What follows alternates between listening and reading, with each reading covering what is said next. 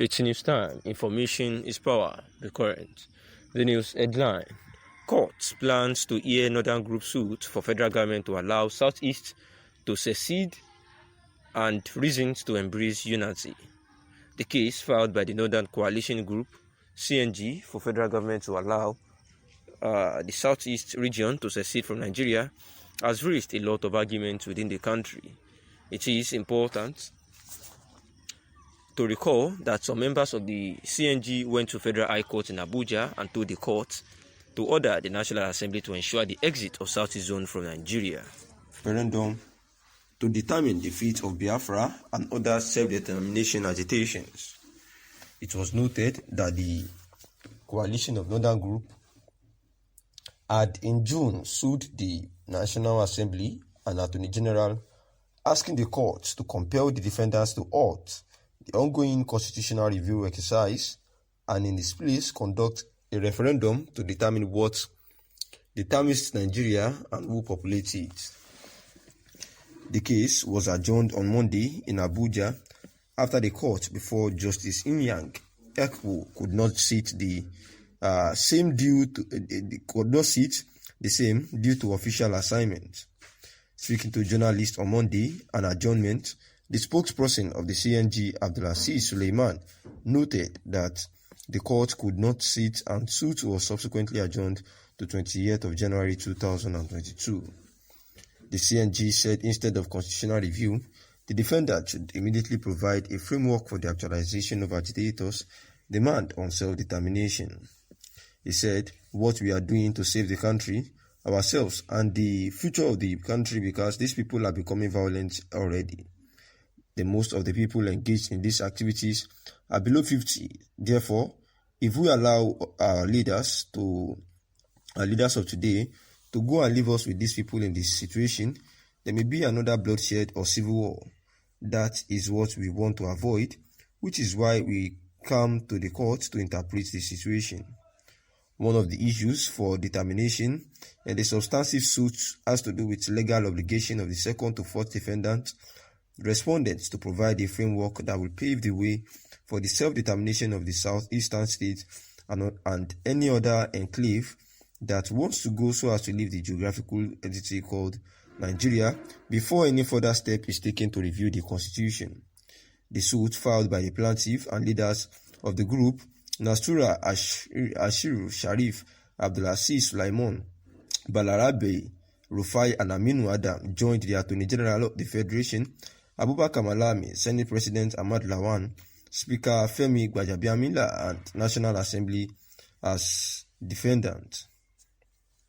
And this is the news discussing about the coalition of Northern Group, filing a case for the Biafra, that is the Igbos, asking them to leave Nigeria, and saying that if at all they want to leave Nigeria, it is not by joining their protest, but by going to the courts, and that is why they have, in June, sued the National Assembly and the Attorney General of the Federation, asking that the court should compel them, to stop the constitutional review exercise that is going on and conduct a referendum for the Igbos so as to know if they will be part of Nigeria or not. Over the years, the leader of the indigenous people of Biafra, Nnamdi Kanu, has been fighting for the freedom of Biafran people so that they can be free from the control of the Nigerian government. He has maintained that Ipob works with the chain command and control. That is why the leadership of Ipob cannot be broken by anybody. He maintained that nobody can destroy the Ipob leadership because it is built on solid foundation, which is the truth. In another development, the former chairman of Nigeria's National Human Rights Commission, NHRC, Chidi Odinkalu, have said that the leadership of the indigenous people of Biafra has broken because there are many versions of Ipob.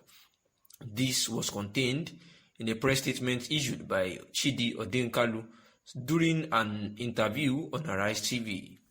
While interviewed by the press, he said in quotes, "Ipob have destroyed its leadership style because there are different types of Ipob.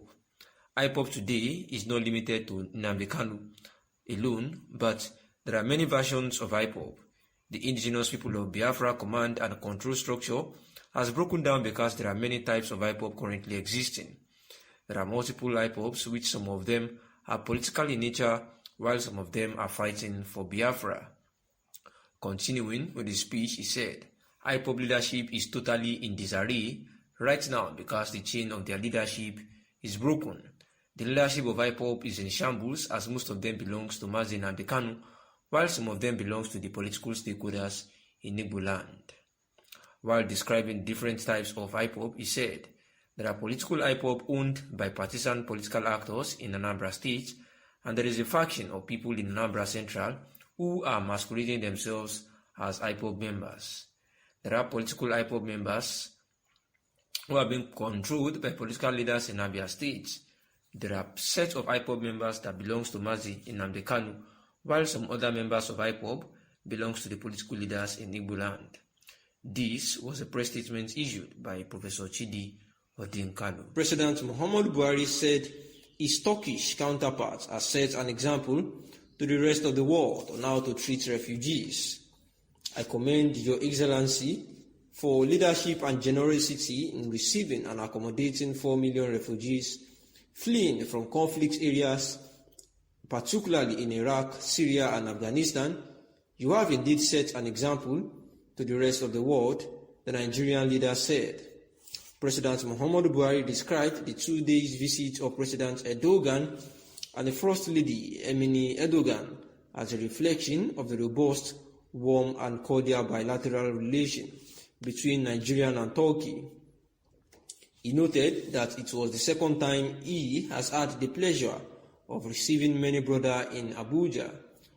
On the accomplishments from the visit, President Muhammadu Buhari said, during the visit, we held very useful discussions on a number of bilateral issues aimed at discussing germane matters and strengthening the cordial relationship between Nigeria and Turkey.